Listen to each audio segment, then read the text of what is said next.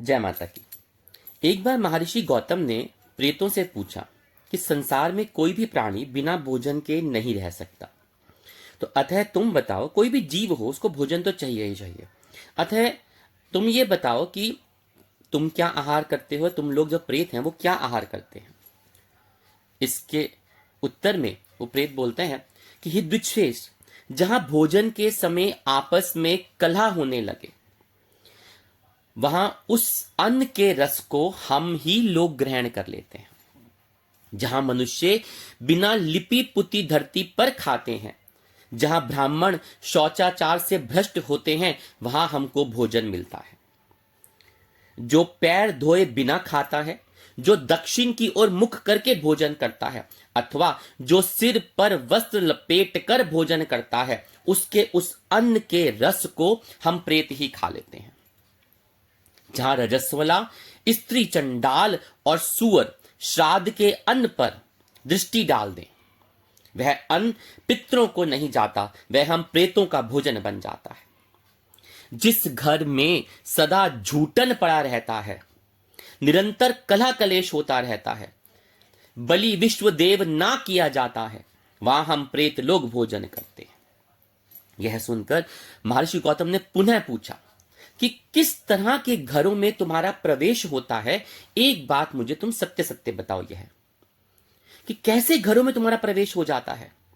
वो प्रेत बोलता है कि जिस घर में बलि विश्व देव होने से धुएं की बत्ती उड़ती दिखाई देती है, उसमें हम प्रवेश नहीं कर पाते। जिस घर में प्रातःकाल की बेला में चौका लग जाता है, जहां वेद मंत्रों की ध्वनि रहती है, वहां किसी भी वस्तु पर हमारा अधिकार नहीं होता। पुनः महर्षि गौतम ने उनसे पूछा कि किस कर्म के परिणाम से मनुष्य प्रेत भाव को प्राप्त हो जाता है। प्रेत बोलता है, जो धरोहर हड़प ले, झूठे मुंह यात्रा करता हो, गाय और ब्राह्मण की हत्या करने वाला हो, वह प्रेत योनि को प्राप्त होते हैं। चुगली करने वाला, झूठी गवाही देने वाला, न्याय के पक्ष में नहीं रहने वाला, वह मरने के बाद प्रेत योनि को प्राप्त होता है। सूर्य की ओर मुख करके जो थूके या खंगारे और मल मूत्र का त्याग कर दे, वह प्रेत शरीर को प्राप्त होता है और दीर्घ काल तक उसी में रहता है।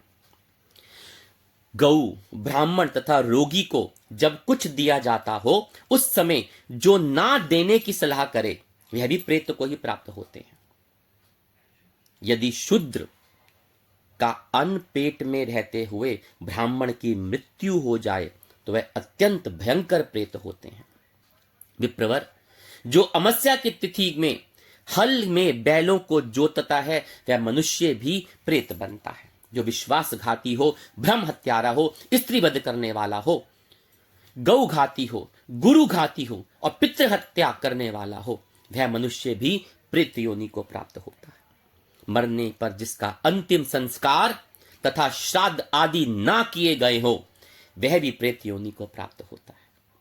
यह सुनकर गौतम मुनि इस उत्तर से संतुष्ट हुए।